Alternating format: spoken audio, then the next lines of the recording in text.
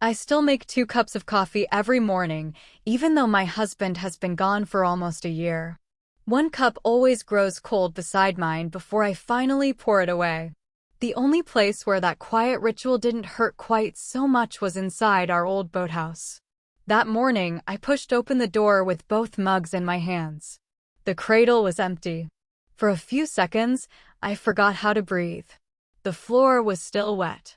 One of the mooring ropes lay across the concrete like someone had dropped it in a hurry. But nothing was broken. The lock was untouched. The windows were closed. Whoever took that boat didn't force their way inside. They already had the key. And there was only one person outside my husband and me who had ever been given a copy. My son. My name is Margaret Ellis. I'm 67 years old.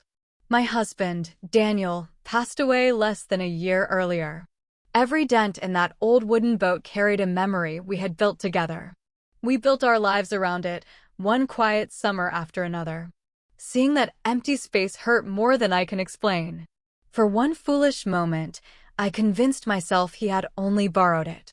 I reached for my phone and called the only person who could have taken it.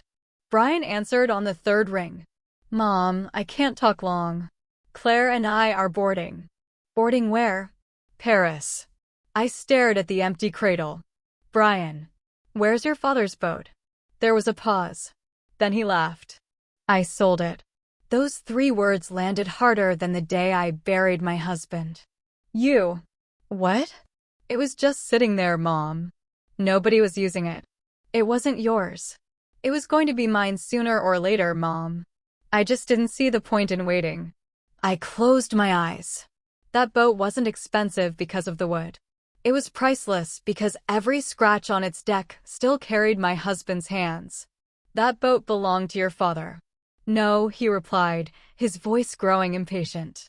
"It belonged to the family. And I'm family. Besides, Claire and I deserve this trip.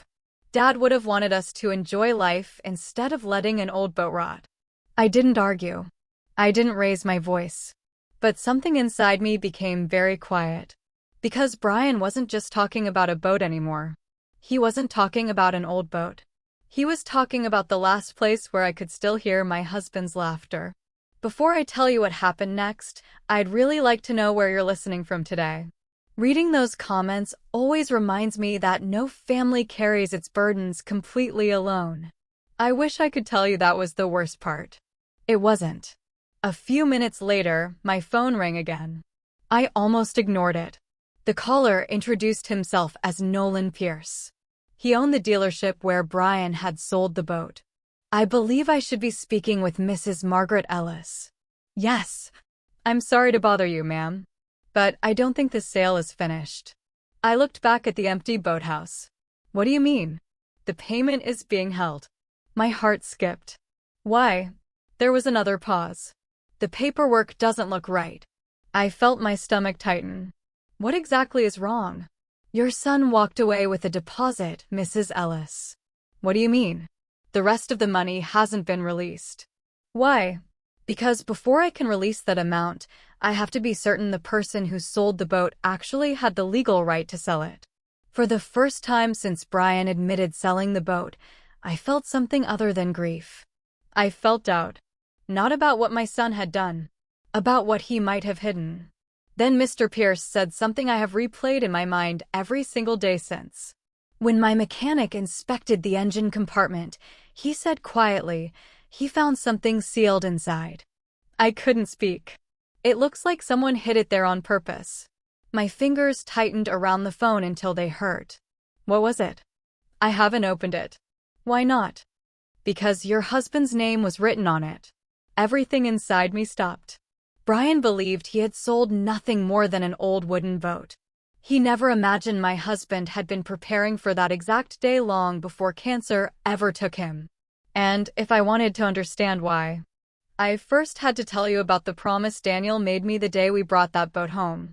I stayed in the empty boathouse long after Brian ended the call.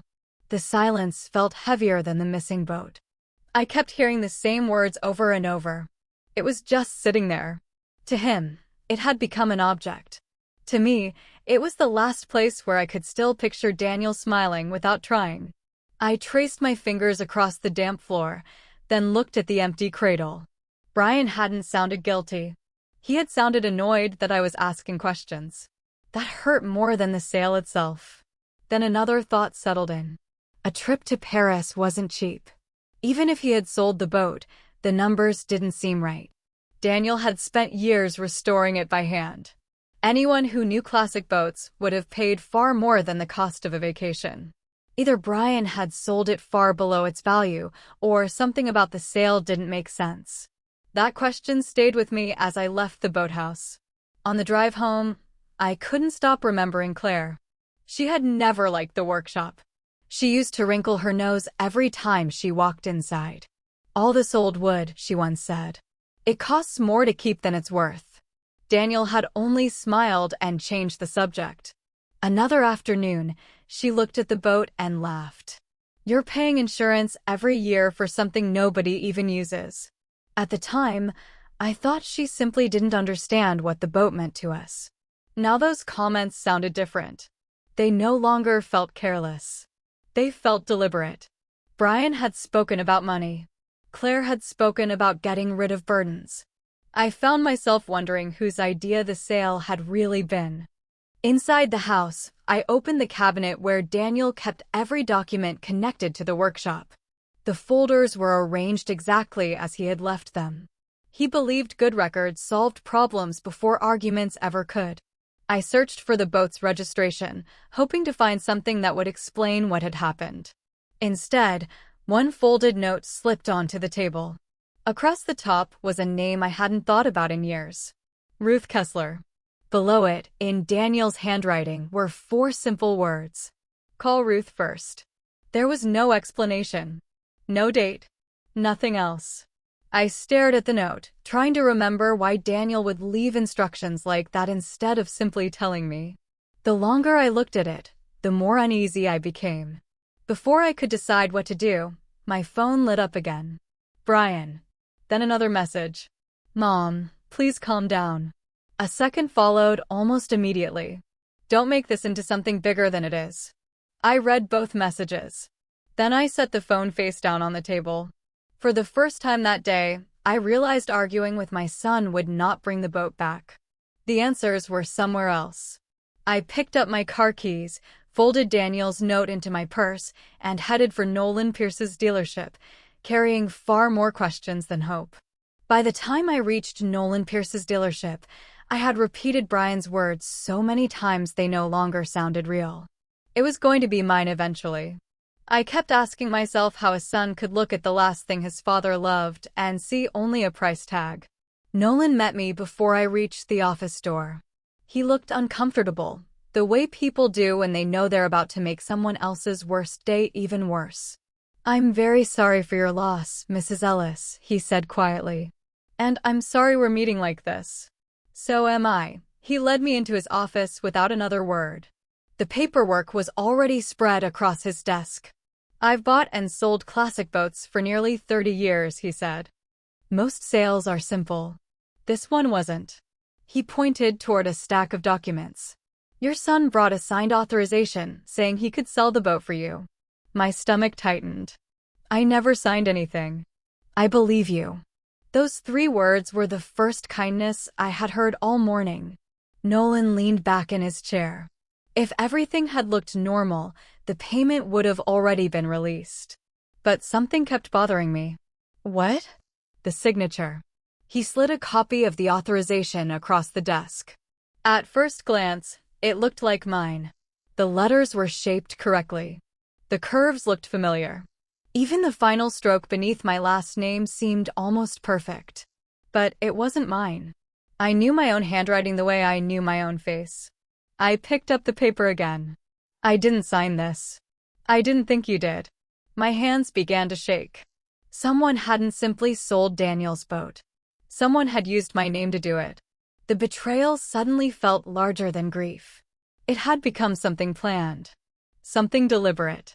Nolan opened another folder from beneath the authorization papers. I found this with the documents your son brought. Inside was a page filled with legal language I couldn't understand. Most of it meant nothing to me. Only one line seemed different. Someone had underlined it years ago. Boat sale clause. I looked at Nolan. What does that mean? He slowly shook his head. I honestly don't know. You don't know? No, ma'am. And I don't want to guess.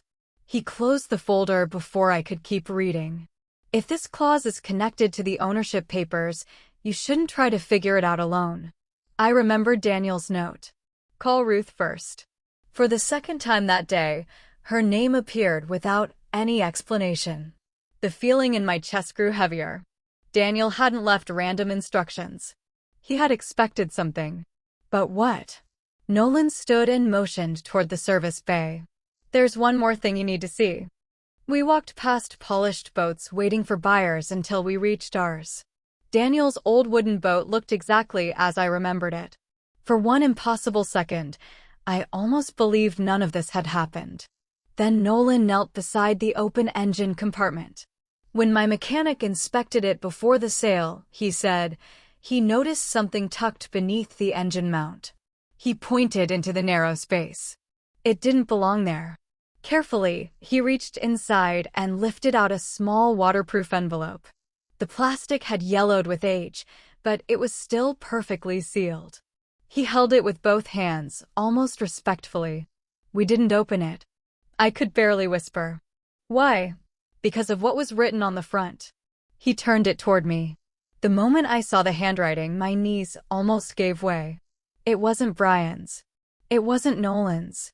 It was Daniel's. Every letter, every line, every stroke. My husband had hidden something inside that boat long before anyone thought of selling it. And whatever he had left behind, he never intended Brian to find first. I couldn't take my eyes off Daniel's handwriting. For months, I had searched for one more note, one more list, one more reminder written by his hand. Now one was resting in my palms, sealed inside a weathered waterproof envelope he had hidden where no one would ever think to look. My fingers trembled. I wanted to open it immediately. I wanted to know why my husband had gone through so much trouble, but I was terrified of what waited inside. Slowly, I traced my thumb across my own name written on the front. Margaret. Only Daniel ever wrote my name that way. For one impossible moment, it felt as though he had reached across time just to stop me from walking away. With a deep breath, I carefully opened the seal. Inside were several folded pages. The first wasn't a legal document. It was a letter. The paper had yellowed with age, but every line carried Daniel's familiar handwriting. I unfolded it just enough to read the opening sentence. If you're reading this. My vision blurred before I could continue. I folded the page closed again. Not because I didn't want to know. Because I suddenly realized Daniel had expected this day to come. That thought frightened me more than anything Brian had done. If my husband had prepared this long ago, what exactly had he been preparing for? Nolan remained silent beside me. He never rushed me. He simply waited until I finally looked up. I'm sorry, I whispered. I just wasn't expecting this. I understand, he said softly. Take all the time you need. For another minute, I stared at the envelope. Then instinct took over. I reached for my phone. I wanted to call Brian. I wanted to ask him one simple question. What else aren't you telling me? Before I could press his name, Nolan gently raised his hand. Mrs. Ellis. I looked at him. If I were in your position, I wouldn't make that call. Why not? Because once he knows you've found this, you can't take that knowledge back. I slowly lowered the phone. Nolan continued carefully. The payment is still being held in escrow. I nodded. As long as nothing changes, the paperwork stays exactly where it is. He glanced toward the envelope. And whatever your husband left inside should stay exactly as it is until someone qualified looks at everything together. I thought about Daniel's note again. Call Ruth first. The same name had appeared twice in only a few hours. That wasn't coincidence. Daniel had planned this. But he had never told me why. I looked back into the envelope. There were far more papers beneath the letter. Some carried official seals. Others looked like property records. Near the bottom sat another folded document with a bold heading, Revised Trust Instructions. I didn't unfold it. Instead, I carefully lifted the next page. Across the center, another phrase caught my attention. Unauthorized sale. The words made my heart race. Unauthorized. Not unexpected. Not accidental. Unauthorized. Daniel had written these papers before anyone had ever imagined selling the boat. How could he possibly have known? I searched the remaining pages for answers. Instead, I found more questions. There were ownership records. Copies of documents I had never seen. Several handwritten notes clipped together. Everything seemed connected. But nothing made complete sense. I looked toward Nolan. What if I'm misunderstanding all of this? I don't think you are. But I don't understand any of it. That's exactly why you shouldn't read any further alone. He carefully closed the folder. I know one name keeps appearing. Ruth. He nodded. If your husband trusted her enough to leave instructions, I'd trust that decision. I carried the envelope back to my car without opening another page. For several minutes, I simply sat behind the steering wheel. The afternoon sun reflected across the windshield, but I barely noticed it. Instead, I remembered Brian as a little boy helping Daniel wash that very boat every spring. Back then, I believed our family would always stay together. Now I wasn't sure I knew my own son anymore. I reached into my purse and unfolded Daniel's small handwritten note one more time. There it was again. Call Ruth first. I took a long breath. Knowing the truth might destroy whatever remained of my family. Ignoring it would destroy me. For the first time since Daniel died, I chose the truth over the comfort of pretending everything could still be repaired. I picked up my phone. Then I dialed Ruth Kessler's number. When I walked into Ruth Kessler's office, she didn't ask why I had come. She looked at the waterproof envelope in my hands and quietly said, "Leave it with me." There was something about her voice that made me listen. She had been Daniel's attorney for years. Calm. Careful. Never dramatic. If Daniel had trusted anyone with something this important, it would have been Ruth. She opened the envelope without saying another word. I watched her eyes move slowly across each page. Once. Then again. She stopped at one document much longer than the others. The room became painfully quiet. I wanted to ask what she had found. I wanted to know whether Brian had truly betrayed us. But Ruth kept reading. The silence frightened me more than any answer could have. Finally, she closed the file and folded her hands. "Margaret," she said softly, "this is no longer just about a boat." My heart sank. "What is it about?" "I can't answer that yet." She tapped the stack of papers. "But these documents are far more important than the boat itself." For the first time since Daniel died, I realized he hadn't simply left behind memories. He had left behind a plan. Ruth pulled one document from the folder and placed it between us. "This is a revised will." I stared at the title. "I've never seen it before." "I know." She nodded gently. Daniel updated part of his estate planning before he passed away. My chest tightened. He never told me. Sometimes people keep plans private because they hope they'll never be needed. She pointed toward one paragraph. "It includes a condition connected to the sale of the boat." I leaned forward, but she rested her hand on the page before I could continue. "Not yet. There are still things we need to verify." "What kind of things?" "The signatures." She looked directly at me. "Not only yours." I felt the room grow colder. "You think Brian signed something he shouldn't have?"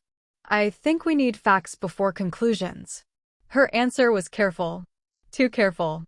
Which made me believe she was even more concerned than she wanted me to see. Ruth reached for her phone. "I'd like someone else to look at this with us." A few minutes later, Evan Brooks walked into the office. He had worked beside Daniel in the boat workshop for years. After greeting me quietly, he looked at the papers and sighed. I hoped I'd never see those again. I looked at him in surprise. "You've seen them before?" "Not these exact pages." He hesitated. But Daniel asked me something a few months before he died. What did he ask? He wanted to know whether Brian had ever practiced copying signatures around the workshop. I couldn't speak. Evan lowered his eyes. I asked him why. He wouldn't answer.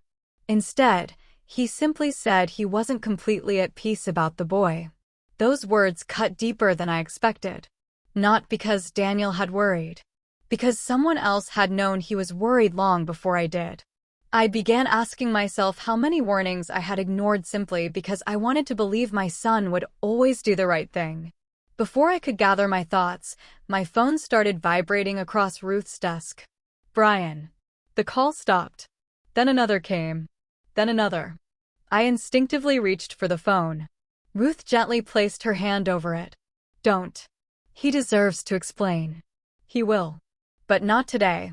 She waited until the ringing stopped again. Right now, he believes he controls this situation. She looked at the envelope. Let's keep it that way a little longer. I slowly pulled my hand back. Every instinct as a mother told me to answer. Every instinct as Daniel's wife told me to wait.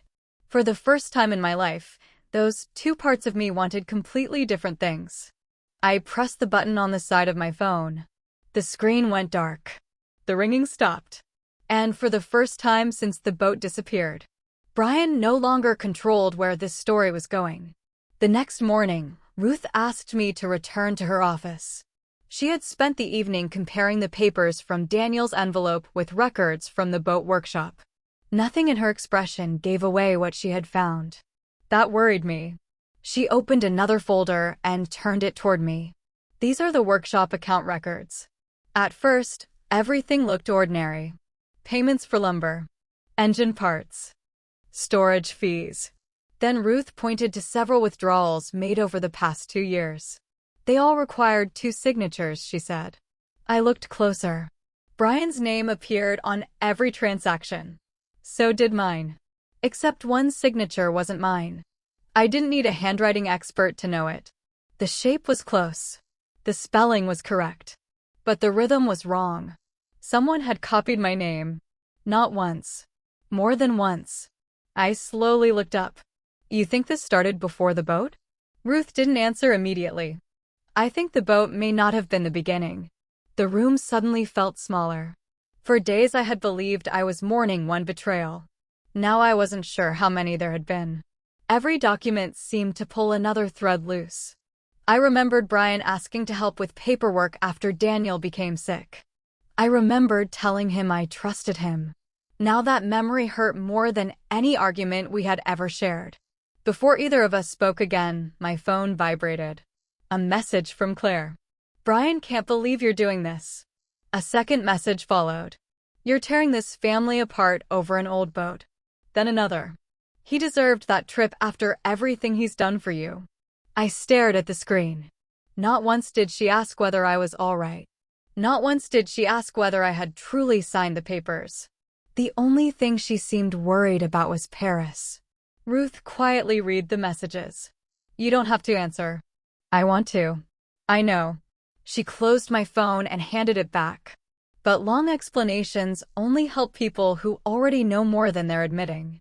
For the first time, I realized Claire wasn't trying to comfort me. She was trying to control my emotions. I slipped the phone into my purse without replying. That silence said more than any message I could have written. Ruth returned to the papers inside Daniel's envelope. She carefully unfolded another page labeled Revised Trust Instructions. This section matters, she said. I leaned closer. Several lines had been highlighted by Daniel himself. One paragraph referred to an unauthorized sale of the boat. Another mentioned conditions connected to the family trust. I looked at Ruth. What happens if those conditions apply? She held my eyes for a long moment. I can't answer that until we verify one final signature. Will it affect Brian? It could affect far more than the money from the boat. She stopped there. No more. Daniel had written these instructions for a reason. Ruth refused to guess until every fact matched every document. Strangely, her caution made me trust her even more. By the time I left her office, the afternoon sky had turned gray. Instead of driving home, I found myself pulling into the empty boat workshop. The silence inside sounded different now. I walked to the vacant cradle where Daniel's boat had rested for so many years. I placed my hand on the worn wooden support. For days I had believed someone had stolen a boat. Standing there, I finally understood that wasn't the real loss. The boat had only revealed something that had been disappearing long before it was taken. Trust. Between a husband and wife, trust grows over a lifetime. Between a mother and her son, you believe it can never truly vanish. But as I stood in that empty boathouse, I began to wonder whether Brian had started taking pieces of that trust away years before I ever noticed. And if that was true, then the missing boat had only been the surface of a much deeper betrayal. Ruth waited until every document was neatly arranged before she spoke again. Nothing about her movements felt rushed. She placed Daniel's letter beside the revised will, then laid the ownership records next to the authorization Brian had used to sell the boat. Only then did she look at me. "Margaret," she said quietly, "everything in this file supports the same conclusion." I could barely breathe. "What conclusion?" "Your husband wasn't preparing for the loss of the boat." She paused. "He was preparing for the possibility that someone in the family would try to take it." The words settled over me like cold rain. I had spent days believing the story began with Brian's trip to Paris. Now I understood Daniel had seen warning signs long before any of us realized what they meant. Ruth rested her hand on the folder. "These documents are sufficient to challenge the sale." She glanced at the forged authorization. "And they raise much bigger questions than ownership." Before I could ask another question, I remembered something. If stories about quiet strength, family, and justice mean something to you, I'd be honored if you subscribed before we continue. The most important part of this story is still ahead. I turned back toward Ruth. "What bigger questions?" She carefully separated 2 signature samples. One was taken from my actual estate records. The other came from the authorization Brian had delivered to Nolan. Then she placed several workshop withdrawal forms beside them. I stared at the signatures. At first, they looked almost identical. Then the differences became impossible to ignore. The pressure on certain letters. The spacing. The ending stroke. Ruth pointed quietly. "The forged signature follows the exact same pattern every time." My throat tightened. "So it wasn't an accident?" "No. It was practiced." She nodded once. "Someone copied your signature until it became convincing." I closed my eyes. Every withdrawal. Every document. Every decision Brian had asked me not to worry about. The pieces finally fit together. I wasn't looking at one terrible mistake. I was looking at a habit. A plan. For weeks I had searched for reasons to defend my son. In that moment, I stopped. Not because I loved him less. Because I could no longer argue with the truth lying on Ruth's desk. Ruth gently slid Daniel's letter toward me. "You should finish reading this." I unfolded the remaining pages. Daniel's handwriting stayed steady from beginning to end.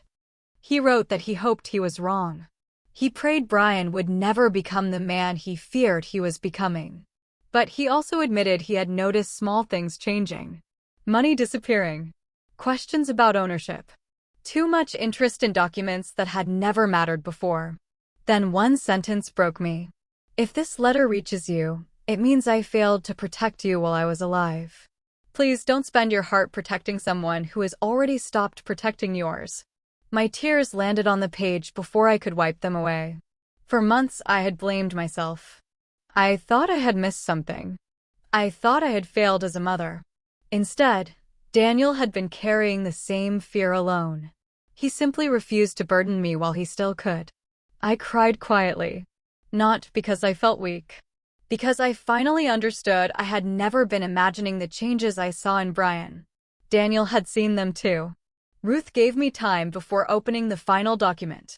"This," she said, "is the clause your husband wanted protected." She turned the page. At the top were the words that had haunted every conversation since Nolan called. "Boat sale clause." She read it slowly. If the boat were knowingly transferred through fraud, forgery, or unauthorized authority, the family trust could immediately suspend inheritance rights until the matter was legally resolved. I looked at Ruth. So it was real. Yes. And it can be enforced. It can. For a long moment, neither of us spoke. Then I folded Daniel's letter, placed it back inside the waterproof envelope, and slid it across the desk. Do it the right way, I said. No shortcuts. No revenge. Just the truth. Ruth nodded. That's exactly what Daniel wanted. And for the first time since the boat disappeared, I knew the truth was no longer hiding. It was finally ready to be heard. Brian came home 2 days later. Claire walked in beside him. Neither of them looked at the empty place where Daniel's boat had once rested. Brian looked only at me. Mom, this has gone way too far.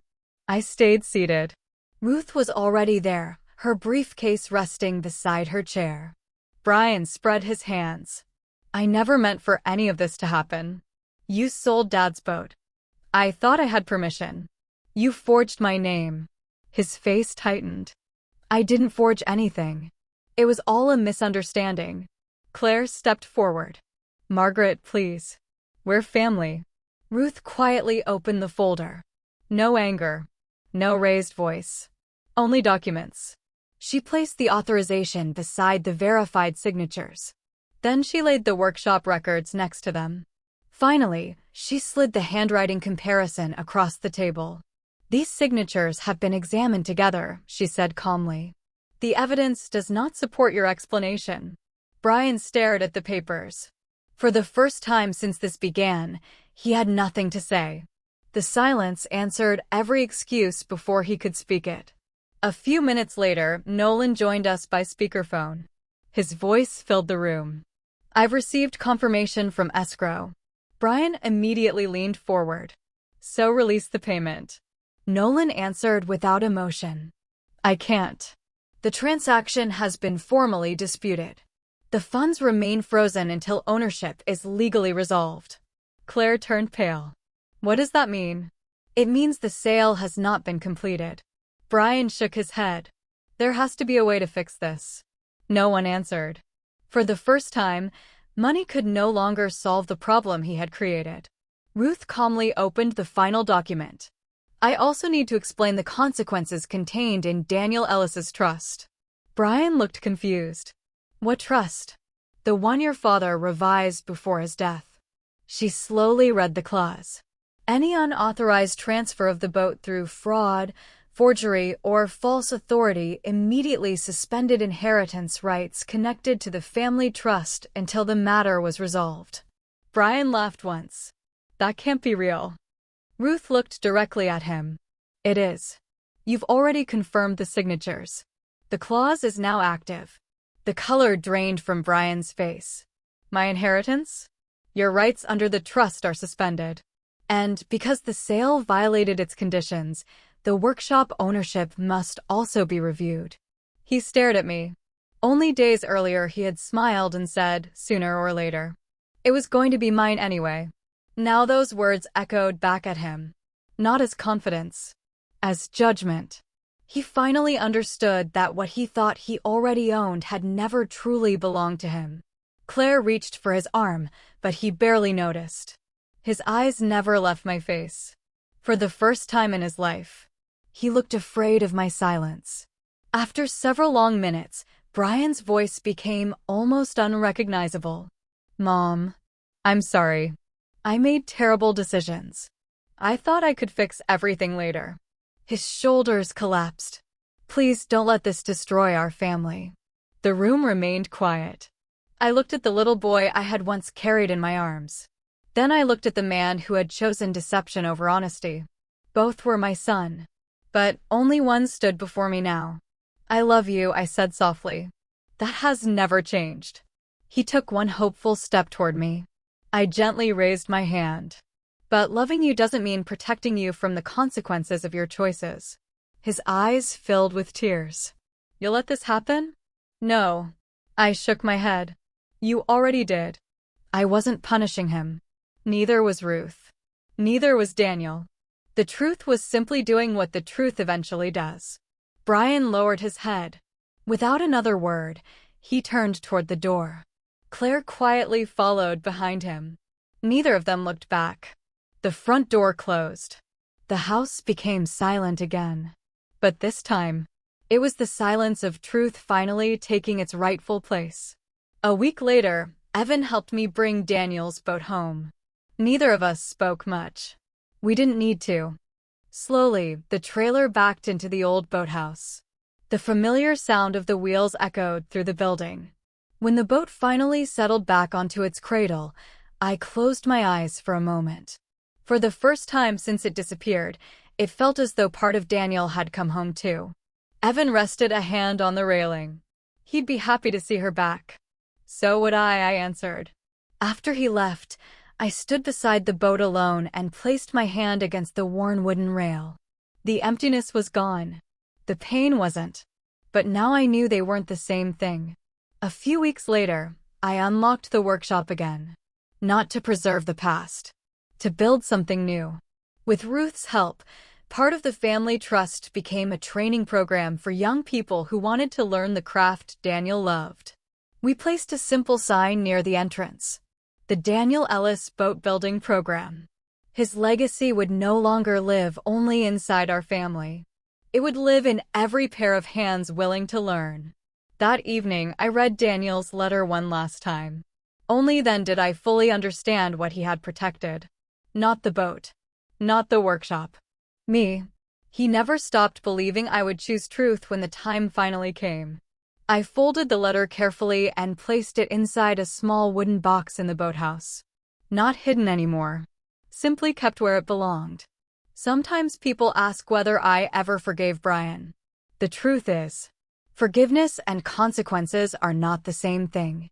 Some wounds need honesty before they can ever begin to heal. If you've ever had to choose between protecting someone you love and protecting what is right, I'd love to hear your story. Please share it in the comments. I read every one. Then I looked once more at Daniel's boat, resting quietly where it had always belonged, and for the first time in a very long while. So did my heart.